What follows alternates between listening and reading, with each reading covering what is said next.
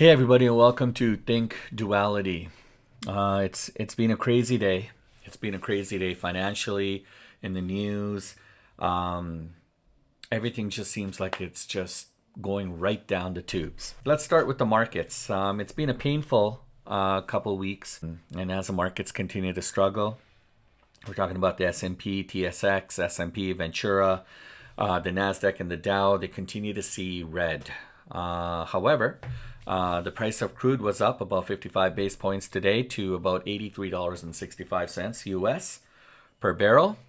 And that's no surprise. I mean, it looks like we're going to continue to see the price of oil probably go higher and higher and higher. So there's some experts saying that we're probably going to hit about anywhere between 90 to about $100+ a barrel. So some other people on the spectrum are even thinking it's going to go higher than that. That's a possibility. The USD was also slightly up, and gold closed at about $1,983.96, down about 75 cents. But that's kind of what's going on in the markets. In crypto, the big dogs, Bitcoin and Ethereum, are slightly down. Bitcoin sitting at about $34,039, and Ethereum is sitting at about $1,796. Also in crypto news, the Binance founder, CZ, loses $12 billion in crypto trading. CZ has seen his assets plunge about 82%. Just imagine. I mean, that's like, talk about having a bad day, right? U.S. regulators have sued Binance, alleging a range of violations. So, no surprise there. We're going to continue to see this happen. The SEC, the SEC and the U.S. regulators are going to continue to figure out how they can control. They're trying to come up with some kind of protocols to have in place to be able to have a little bit more control and understanding in terms of what's, well, it's not even understanding, but really they're looking for control. They essentially don't like the idea that people have the opportunity to be able to buy, sell, and trade without anyone really knowing, right? So they would love for crypto to be on some kind of like a central platform, but it's decentralized, and that's the whole premise of cryptocurrency.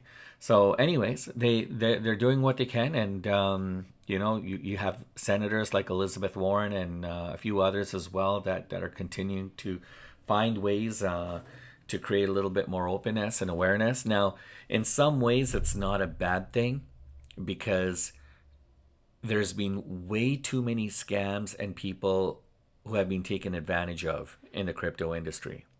I myself also fell victim to a scam not too long ago. Anyways, unfortunately, a lot of these people, they have these offshore accounts. Some of them are just sitting in some island and just, waiting for suckers. And there's a sucker every minute, right? So perhaps if the regulators want to get more involved, I think it could be a plus point, especially for people who are getting into the market for the first time. So maybe there's some positive news pertaining to this.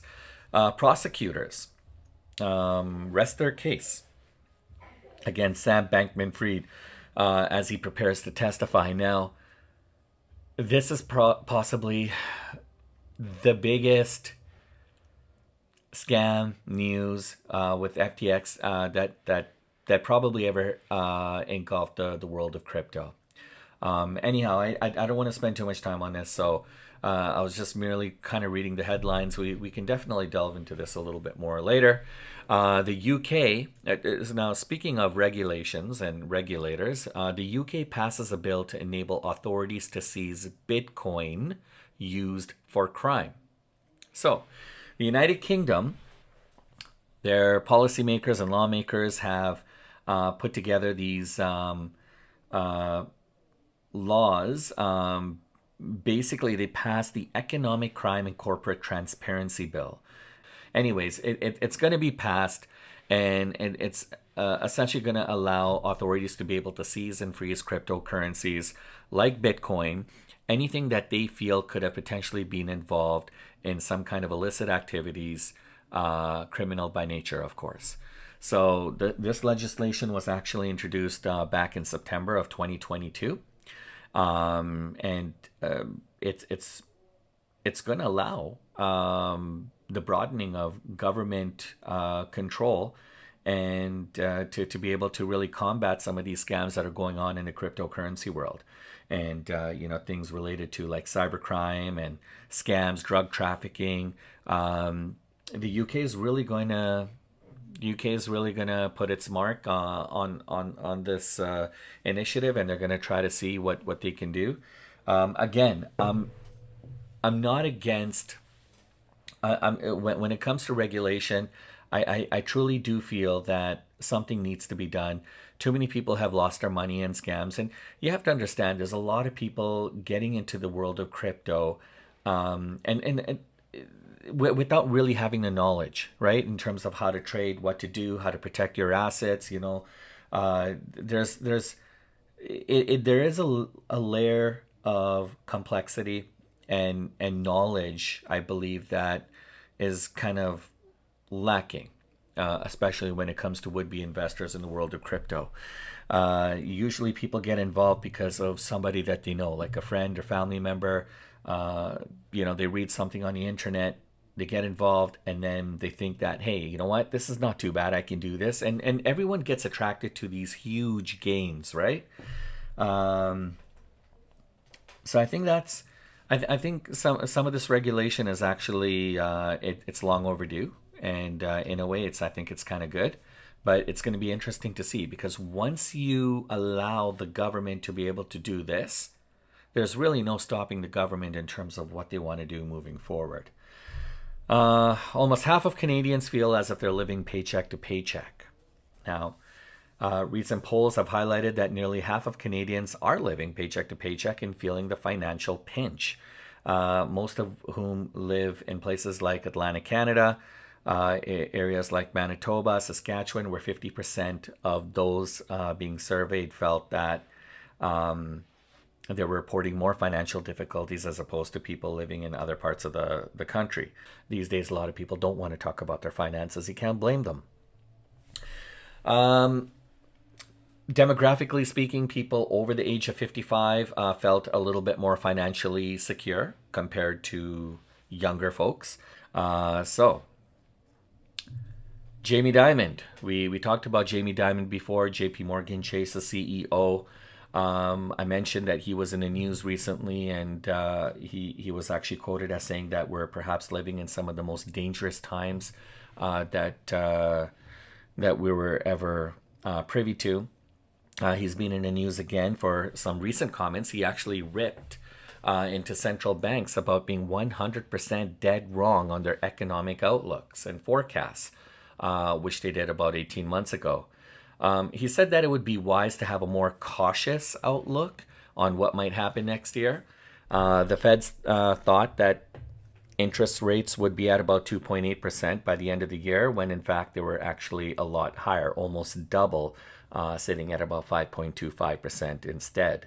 So, I kind of agree. I think, rather than speculating, I mean, nobody has a crystal ball. And I mean, we live in some pretty uncertain times. We just came off in a pandemic. The last 4 years have been quite challenging for not just the good folks in the U.S. and in Canada, and I mean pretty much all around the world, right? The economy, globally speaking, has taken a huge hit, and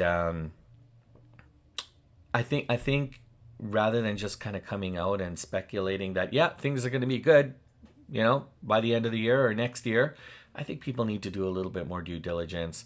And I think especially the folks with the banks and, these large financial, firms should be a little bit more cautious in the way they approach and address these matters, and not just taking wild swings and saying whatever just so they could provide some, feel good kind of news. I mean, everybody wants to hear something good and something positive, but without validating that data and without correlating it to something viable, it doesn't really make sense. Uh, During the last meeting, Fed Chair Powell emphasized that they'll be proceeding very carefully now, looking at all the data before making any decisions. Now, Jamie Dimon doesn't think the Fed's raising interest rates by even a quarter is going to make a difference. Um, but there is some speculation that, and I think I mentioned this before, that they're going to be meeting here on the 1st of November, and then they're going to be meeting again on the 13th of December. And there's some speculation that they're not going to raise interest rates this time around, on November 1st, but there's a possibility that they may actually raise rates again on the 13th of December. Now, who knows? It could be inadvertently like flipped. They may actually raise rates come November 1st and then not do anything December 13th, as it's so close to Christmas.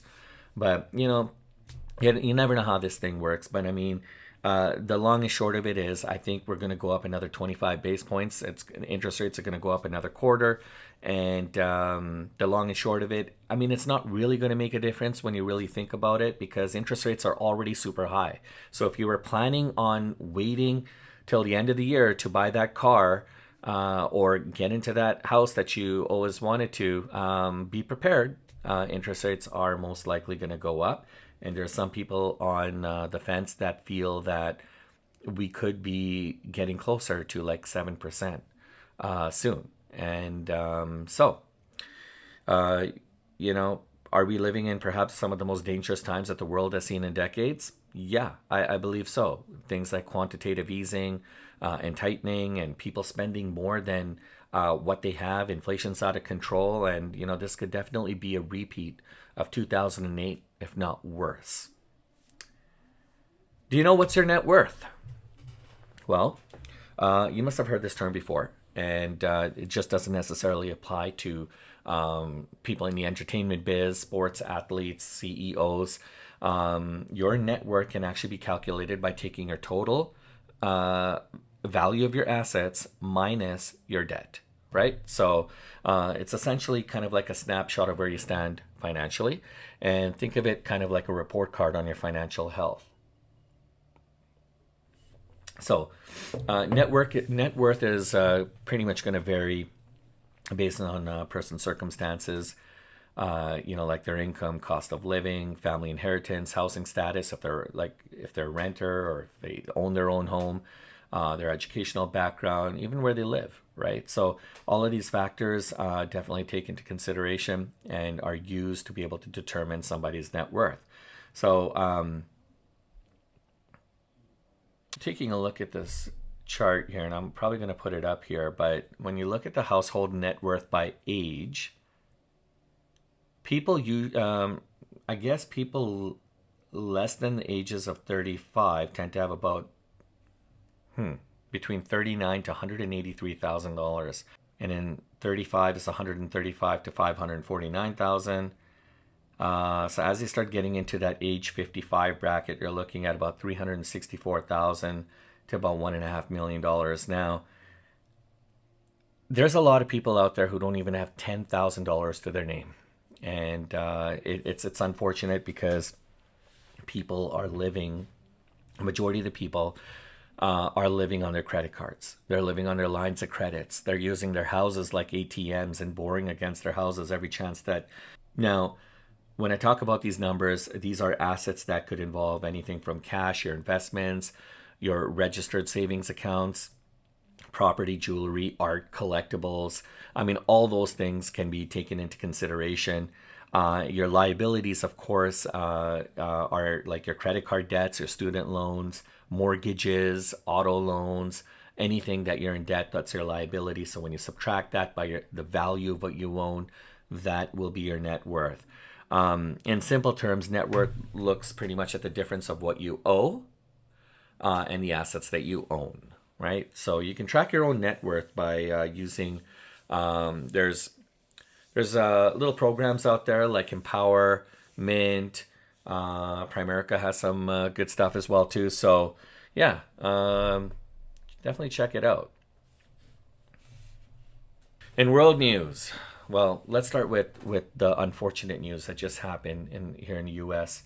Um, it's really unfortunate, but in Lewiston, Maine, um, 22 people now are confirmed dead, with umpteen number of individuals still injured. A suspect by the name of Robert Card, age 40, is described as armed and dangerous, and still remains at large. So the authorities are doing what they can. They're trying to get hold of this. They're trying to capture this individual and hopefully alleviate from this individual causing more harm to others. Now, if you're not familiar with Lewiston, Maine, Lewiston is has a small little. It's like a town population of about 38,000 people. So a lot smaller than some of the bigger cities and metropolises that we're privy to. But this is a town that still has quite a bit of people, but people tend to know people, and it's got that small town kind of feel. So people are just shocked that something like this could even happen where they live. Uh, there have been, I mean, obviously, mass shootings are on a rise. There's the argument that some people say, well, it's the guns, it's the reason that with all these guns that are on the streets, this is the reason why a lot of people are dying. But then on the flip side, you have people saying, well, no, it's not the guns. I mean, it's people could use anything to do harm to others, right? I mean, they could use a car to harm people. They could, but the person themselves, if they're not mentally competent or in the right frame of mind, they could do a lot of damage regardless of what they have in their hands. But obviously, they can tend to do more damage when they have a gun as opposed to holding a plastic knife. So mass shootings are on the rise. There have been more than about 560 mass shootings across the U.S. this year, and the year is not even up yet. We still have another 2 more months to go. And according to the Gun Violence Archive, which defines a mass shooting as an incident which 4 or more people are injured or killed. So these 560 mass shootings that I talked about had to do with multiple people injured or killed. So those figures can happen either in the home or in public places. Now, for each of the last 3 years, there's been on average of about 600 mass shootings, almost 2 per day on average. I looked at the numbers, and since 2020 was a crazy year with the pandemic and what have you, but since 2020, the U.S. has been averaging 628 mass shootings per year. And if 2019 was somewhere like around 417, and then 2020 went up to like 610. So there was it did quite a bit of a jump there. And now we've been just kind of averaging about 600 or more per year. If you compare the number of gun-related killings between other countries, you'll be pleasantly surprised. The U.S. tops the list with about 80.5% homicides related to gun killings, followed by Canada at 40%. Then you have countries like Australia, that's at 11%, and England and Wales are sitting at about 4%.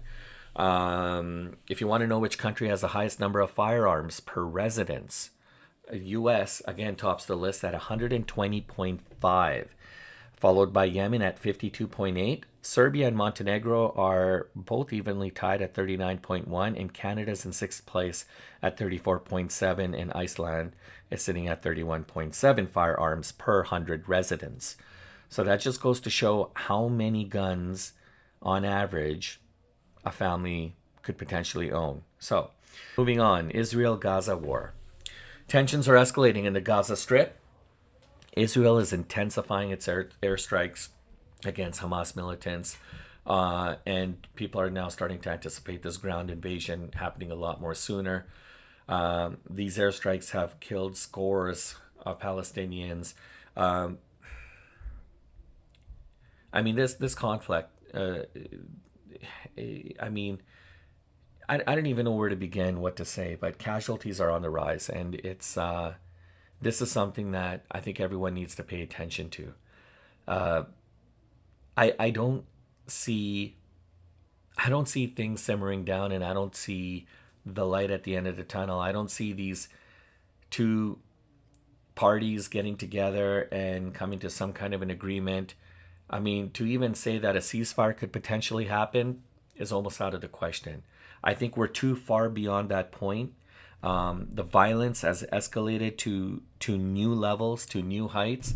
Gaza is home to over 2.3 to 2.5 million people, and they have a severe shortage of food, water, supplies. And when you're talking about trucks trying to get in, it's hard for trucks to even get in with any kind of supplies. I mean, you you know, with a population base of that many people, you need hundreds and hundreds of trucks. I think only about 30, between 30 and 40 trucks have entered. That's not nearly enough. The hospitals are, you know, people are starting to feel like robots, like especially those who work in the healthcare system. They're completely overstrained, overhauled. They have no more energy. You know, supplies, like, as I said, are dwindling down, and the situation is getting out of control. You know, people today in the UN they were saying that there's no safe place in Gaza. Just think about that for a moment. The conflict is now entering its 19th day, and it's been the deadliest now, and it's continuing to get worse and worse. You know, on both sides. I mean, Hamas is reporting a death toll of about close to 6,000 people. Some, you know, depending on where you're getting your news from, some people are saying 7,000. Some people are saying more than seven. Some people are even completely disputing those numbers altogether. But whatever number it is, you can times that by at least 4 or 5. The conflict is now entering its 18th day, and it's been the deadliest last few days. I mean, it's just been deadly for both sides. Okay, no matter how you look at it, Hamas is reporting that there's been about close to 6,000 deaths. Some people are saying 7,000. Some people are saying it's more than that, and some people are completely disputing those numbers altogether. Look, no matter how you look at it, whatever amount of people have passed away, that's just too many people. Too many people. And then you need to times that by 4 or 5 to get an adequate number of how many people are actually injured. So, yeah, Israel's reporting about 1,400 casualties, and mostly civilians are affected during the initial Hamas attack. And additionally, there's about the 220 individuals, Israelis, that are still still captured by Hamas, and the situation continues to become dire minute by minute. Emmanuel Macron, France's president, he visited Israel, and he also met with Mahmoud Abbas, the Palestinian Authority, and he was there to express his support for the country and its conflict, obviously, with Hamas, and he assured that Israel's not alone in this fight against terrorism. And he said, you know, France is going to do everything they can. He did acknowledge that Israel has a right to self-defense, but emphasized that the fight should be conducted with proper rules in place and respect for rules of war. He also, as I mentioned, met with Mahmoud Abbas in the Israel-occupied West Bank, advocating for a two-state solution for lasting peace, and characterizing the Hamas attack as a catastrophe for both Israelis and Palestinians. In Ukraine and Russia, Ukraine has brought heavy equipment beyond the Russian first line of defense. They feel that they're gaining ground. Meanwhile, Russia's been intensifying their drone attacks, and they've also been moving some of their experienced troops into the Zaporizhia region and into areas like Bakhmut. Now, the Russian Defense Ministry reported that it thwarted multiple efforts by the Ukrainians units to cross the Dnipro River in the southern Kherson region. Now, there's both sides are claiming sabotage and claiming unfair practices, but there's a lot of shelling going on in the Kherson region, Zaporizhia. There's also a lot of new attacks on the Crimea area as well too. There's been some new shelling by the Russians that have targeted several villages in and around the villages. I can't even say them because they're just really hard to pronounce. But they're all pretty close within that vicinity of Kherson. Ukraine's Air Force said that the air defense systems destroyed 6 Russian large launched attract drones and a cruise missile overnight. The governor in the Kherson region, his name is Vladimir Saldo, said that the Kherson region is actually under Moscow's control and that Russia successfully intercepted 3 Ukrainian missiles aimed at targets in Crimea. Now, Crimea is an area that was annexed by Russia back in 2014.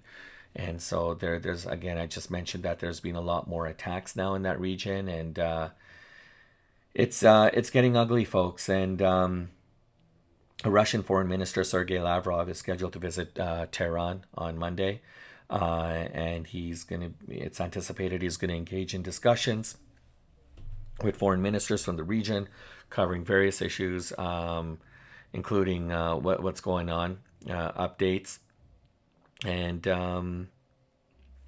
this invasion, this war that's been going on between Ukraine and Russia has started back in February of 2022, and it doesn't look like that's letting up anytime soon either. It's very, very unfortunate.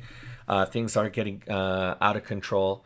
It's really important that you do your best to keep up with the news and keep up with and it's not just following the news. Following the news is one thing, but you really need to you need to start to prepare and protect yourself. And when things start getting out of control and getting to the point where things are going to get when things start getting out of control here, you don't want to be kind of blinded by what's going on. So it's always important to start preparing, understanding. No, I think it's important. I think you should be doing what you can to protect your family, understanding medicine and pharmaceuticals, and there's all kinds of suppliers out there that have different kinds of medicines and antibiotics and things like that you can store and keep for a certain period of time. Of course, things that could potentially help in the event that things go down. Now, nobody likes that. Nobody wants that. Well, everybody wants peace and everybody wants to go about their business in a happy, harmonious way. But it's also important to realize the fact that things could spiral out of control at any given minute. And if you don't believe in that, and if you think that's just conspiracy talk, well, just look around. Look at what's happening around the world, and look how quickly things escalate. Right? We've got issues that are going on between Russia and Ukraine, which just that in itself alone has caused. I mean, when you're talking about the pandemic and everything that happened as a result of the pandemic and people suffering financially, the war in Russia and Ukraine has literally, imagine a forest on fire and a plane coming by, and instead of dumping water, it just dumps fuel, right? Literally fuel. It's like pouring fuel on fire.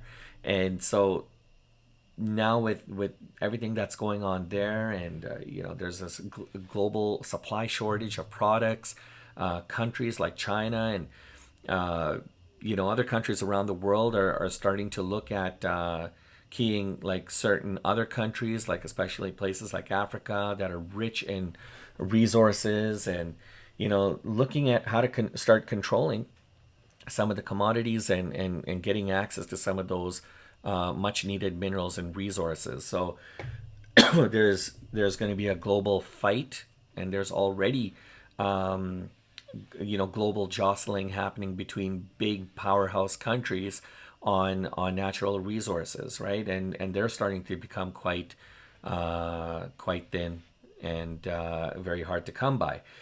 Just look at the cost of computers and electronics, and anything that needs a microchip is going up in price. You've got issues like not just sort of talking about Russia and Ukraine. We've got issues going on now, problems in Kosovo again, and with the Croatians and Serbians, and there's things kind of starting to escalate out of control there.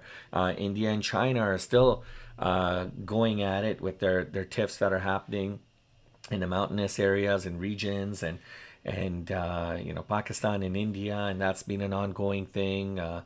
China and Taiwan, and with North Korea and its neighbors, and there is so many things going out of control, and we're talking about the inflation and economy, and like you look at Argentina.